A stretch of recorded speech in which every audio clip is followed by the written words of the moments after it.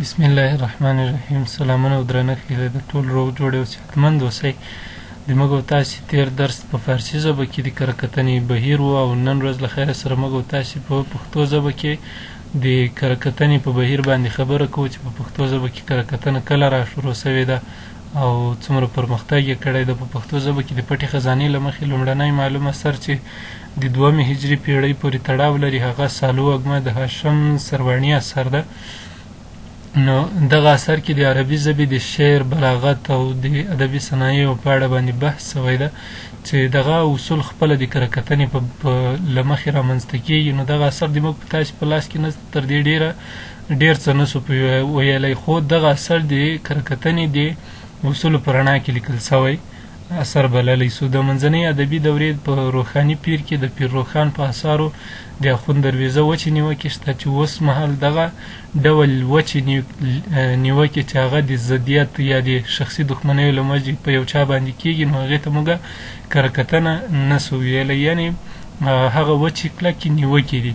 بل د پیر روښان پیروانو کې چې دا دولت د میرزا په اړه وایي هیڅ افغان د غوندې شعر کړی نه دی. همداراز د علي محمد مخلص په اړه په نظم کې بیا دا خبره کوي چې دی دغه د پښتو ژبې الفاظ لکه د زرو په شکل باندې ووبي، یو له بل سره یې ګنډي او ښایسته شاعري کوي. نو تاسې کولی شئ دا په خپل لیکچر نوټ کې یا درسي کتاب کې وګورئ.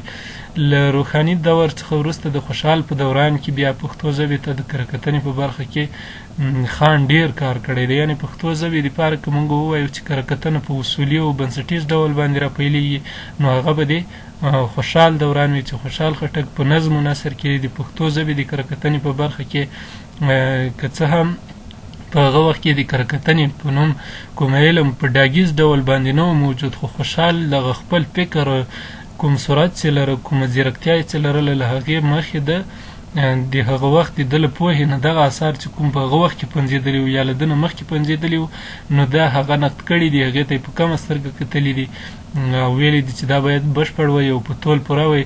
خوشحال خټک د درویزه د مخزن په اړه چې اخوند درویزه بیا په پیر روښان نیوکې کولې، خو خوشحال بیا په اخوند درویزه نیوکې کوي چې دغه د مخزن الاسلام باندې نیوکه کول په هغه وخت کې ډېر ګران کار و، خو خوشحال دغه جرأت کړی ده. نو خوشحال وایي درویزه چې بیان کړی خپل کتاب دی، نوم یې مخزن الاسرار کړی جناب دی. نو دلته جناب چې تاسې وګورئ دا په ادبي صنایعو کې یو ډول په هزل ده، یو ډول غندنه ده، یو ډول نیوکه ده. هر بیان یې ناموزون، مجهول، بې رنګه، خالی پاتې له دانشه، له فرهنګه، چې دا نوری هم ادامه لري. نو په دغه ډول باندې خوشحال خټک د اخوند درویزه په هغه مخزن الاسلام باندې نیوکې کړي دي.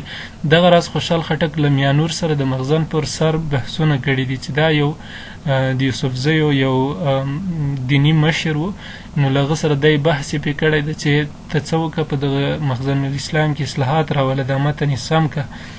خو دی بیا وایي خوشحال خټک سره چې کوم بحثونه ده کړي دي هغه خوشحال وایي ما ویل چې دی به دا په دغه مخزن الاسلام کې اصلاحات راولي، دا به روغ کړي، د هغه وخت له دیني اصولو سره به یې برابر کړي. خو دی وایي بیا هم ناست ده په هغه باندې سرور کا، په هغه باندې وایي دی ټینګار کوي چې نه بلکل دا برابر ده. خوشحال خټک د ځان ستاینه کړې ده، پښتانه یې غندلي او هم یې ستایلي دي، خپل زامن یې نقد کړي دي، پښتو ژبې ته یې د کار خبرې کړي دي. لکه چې یو ځای وایي که د نظم، که د نثر، که د خط دی، په پښتو ژبه مې حق دی بې حسابه. د خپل زوی بهرام په اړه یې هم ډېر شکایتونه کړي دي. پښتانه یې اتفاق خواته را بللي دي، وایي که توفیق د اتفاق پښتانه مومي زوړ خوشحال به دوباره شي په دار ځوان.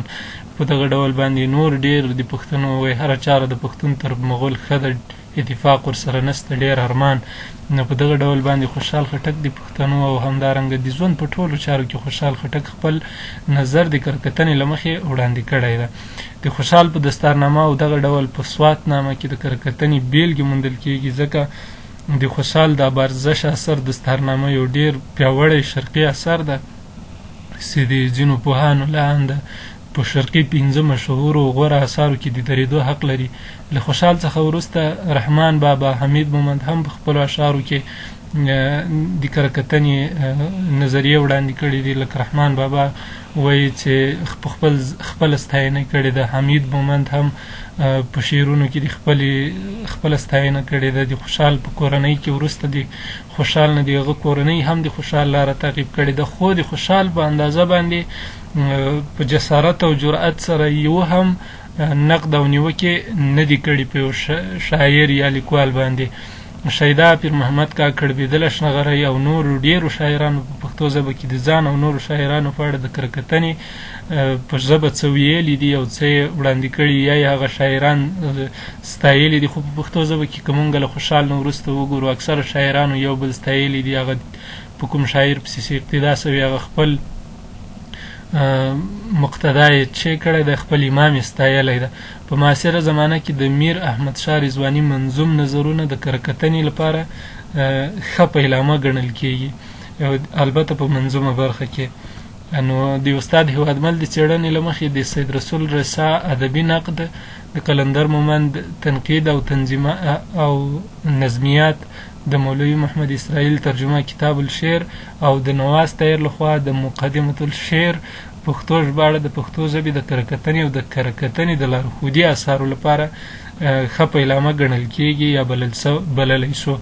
نو دغه کوم اثار چې ما تاسې ته یاد کړه د 20مې پېړۍ په 2مه نیمایي کې، 3مه نیمایي یا هم د 20مې پېړۍ له نیمایي نه راوروسته پښتو ژبې ته دا د نقد یا د ادبي کره کتنې په برخه کې ډېر لوړ اثار دي، ډېره غوره پیل ده د پښتو ژبې د کره کتنې دپاره چې په اوسني وخت کې د پښتو ژبې دپاره ډېر کارونه د همدغو اثارو په مټ باندې ترسره سوي دي. دغه لارښود اثار پاتې سوي دي. پښتنو لیکوالو ته یې د کره کتنې په برخه کې اصول ورښودلي دي او اوسنیو استادانو بیا د کره کتنې دپاره بشپړ اثار لیکلي دي چې د پښتو ادب اوسني سرلاري کره کتونکي به موږ تاسې انشاءالله په بل درس کې په بشپړ ډول سره ووایو او تاسې ته به معرفي سي. خو په سر کې باید دا درته ووایم چې د پښتو ژبې کوم ادبي ستوري چې دي د هغوی ډېر لاس په دغه کره کتنه کې ده، لکه استاد رښتین ده، استاد ګل پاچا الفت ده، قیام الدین خادم ده، استاد عبدالحی حبیبي، ارواښاد استادان دي چې د پښتو ژبې د کره کتنې دپاره یې کار کړی ده او موږ تاسې به په راتلونکي درس کې انشاءالله ولولو. دا و د تاسې د نن ورځې درس. تر بیا ښې چارې الله مو مل شه.